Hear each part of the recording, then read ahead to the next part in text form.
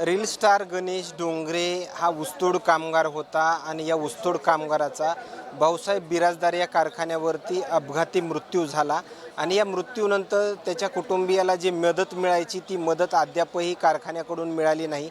या मागणीसाठी सगळे ऊसतोड कामगार जे आहेत ते या ठिकाणी आंदोलन करतायत। काही महिला ऊसतोड कामगार माझ्यासोबत आहेत। काय त्यांच्या प्रतिक्रिया आहेत या आंदोलनादरम्यान आपण जाणून घेण्याचा प्रयत्न करूयात। काय ताई काय मागणी आहे?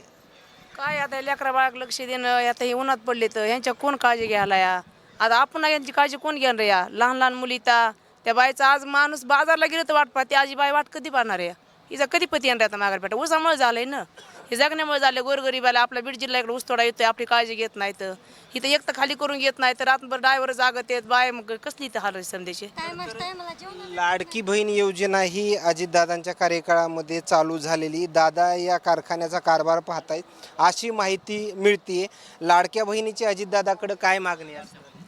लाडक्या म्हणजे ते काय ती मागणी ह्या मागणी त्यांनी लक्ष द्यायला पाहिजे की आता अशा टायमात मला त्यांनी लक्ष द्यायला पाहिजे की अशा या हां बहिणीकडे लक्ष द्यावं दादांनी लक्ष द्यायला पाहिजे ना ती काळजी तुमची काय काय नेमकं मागणी या आंदोलनादरम्यान? खूप वेळ झाला या ठिकाणी बसलायत।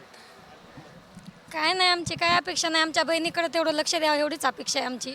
या मुली आणि बहीण बघणं त्यांची गरजेची आम्हाला बाकी कुठलीच अपेक्षा नाही। आता किती वर्ष झालं तुम्ही ऊसतोडणी म्हणून कामगार करताय? 25-30 वर्ष झालं आम्ही हेच ऊसच काम करतो।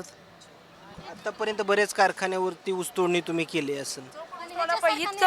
इतक्या डूस माणसं कुठंच नाहीत ह्या कारखान्याला लक्ष देत नाहीत कसलंच लक्ष देत नाहीत ह्या कारखान्यात। कुठं जर अपघात झाला तर कारखान्याकडून मदत मिळते मात्र इकडून विलंब होतोय। मदत मिळते काळजी घेते तर माणसारी बघत येत इथं कुठंच लक्ष देत नाहीत ना। बाकी इकडं पण काही महिला ऊसतोड कामगार माझ्यासोबत आहेत। ताई काय हे आंदोलन असंच चालू ठेवायचं?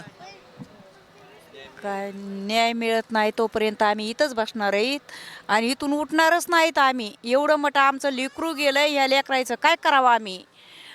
सगळ्याला बघत होता सगळ्या कुटुंबाला बघत होता आमच्या बहिणीचे हाल काय आहेत आमच्या बहिणीला काय करता येत नाही आज तिचा जीव इथं जायापर्यंत झालाय असं वाटायलंय। आम्ही इथून उठणारच नाहीत न्याय मिळाल्यापर्यंत।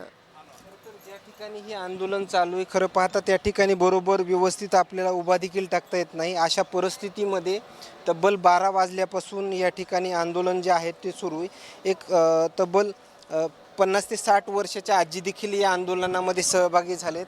आजी अद्यापही तुमच्या इथल्या प्रशासनानं कारखान्याच्या इथपर्यंत आले नाहीत, हे असंच आंदोलन चालू ठेवायचं? आंदोलन चालू ठेवायचं असंच काही नुकसान झाली ती भरपाई करायची आणि भरपाई करून जिथली तिथं ठिकाण्याला लावायचं आणि पुन्हा मग ते त्यांचं काय ते काय त्यांनी बघायचं।